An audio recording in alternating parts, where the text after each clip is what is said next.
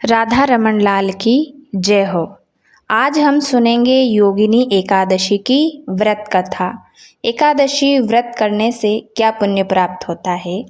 स्वर्णदान, भूमिदान, अन्नदान, गोदान, कन्यादान इत्यादि दान करने से जो पुण्य प्राप्त होता है वह केवल एकादशी व्रत करने से प्राप्त हो जाता है। ग्रहण के समय स्नान दान करने से जो पुण्य प्राप्त होता है, कठिन तपस्या से तीर्थ यात्रा एवं अश्वमेध आदि यज्ञ करने से जो पुण्य प्राप्त होता है, इन सब से अधिक पुण्य एकादशी व्रत करने से प्राप्त हो जाता है। एकादशी व्रत करने वाले के पितृ कुयोनि को त्याग कर स्वर्ग में जाते हैं। एकादशी व्रत करने से सभी पाप मिट जाते हैं। तो चलिए अब हम एकादशी व्रत की कथा शुरू करते हैं। कथा सुनने से पहले हाथ में फूल, सफ़ेद तिल और तुलसी दल लेकर कथा को सुनना चाहिए। कथा को कभी भी खाली हाथ नहीं सुनना चाहिए। व्रत को और भी महत्वपूर्ण बनाने के लिए कथा अवश्य सुननी चाहिए। इससे हमें व्रत करने का पूर्ण फल प्राप्त होता है। तो चलिए योगिनी एकादशी की व्रत कथा शुरू करते हैं। आषाढ़ मास के कृष्ण पक्ष की योगिनी एकादशी व्रत कथा। श्री कृष्ण जी बोले, हे युधिष्ठिर, आषाढ़ मास के कृष्ण पक्ष की एकादशी का नाम योगिनी है।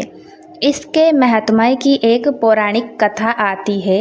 अलकापुरी में शंकर के भक्त कुबेर जी रहते थे। पूजा के लिए हेमा माली पुष्प लाया करता था।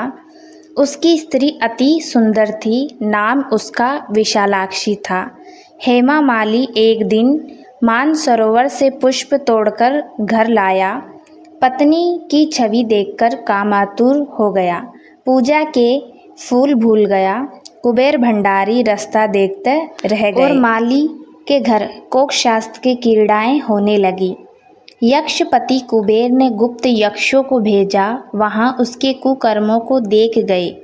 उस महाअंधे ने उसको ना देखा। कुबेर ने माली को बुलाकर कहा, अरे महापापी नीच, तूने मेरे पूज्य वर जी का तिरस्कार किया है। इस कारण से मैं तुम्हें श्राप देता हूँ। तू स्त्री के वियोग से दुख भोगेगा। मृत्यु लोक में जाकर कोढ़ी होगा। कुबेर के श्राप से वह माली पृथ्वी पर जा गिरा।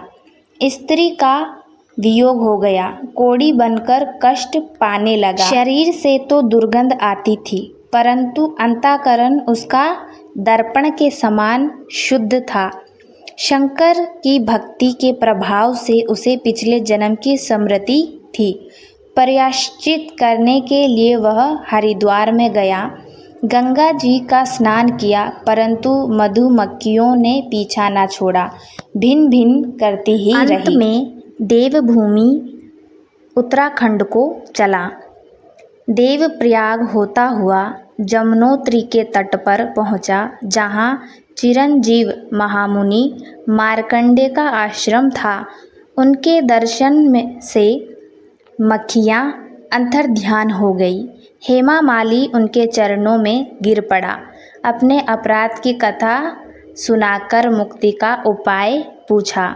मार्कंडेय जी मुनि बोले, आप आषाढ़ मास के कृष्ण पक्ष की एकादशी का व्रत विधि सहित करो, समस्त पापों का नाश हो जाएगा। अंत में हेमा माली ने मुनि की शिक्षा से योगिनी एकादशी का व्रत किया। उसके प्रभाव से अपने दिव्य स्वरूप को प्राप्त हुआ। जो फल 88,000 ऋषियों को भोजन खिलाने से मिलता है, वह केवल इस कथा का महात्म्य सुनने से मिल जाता है। हरे कृष्णा।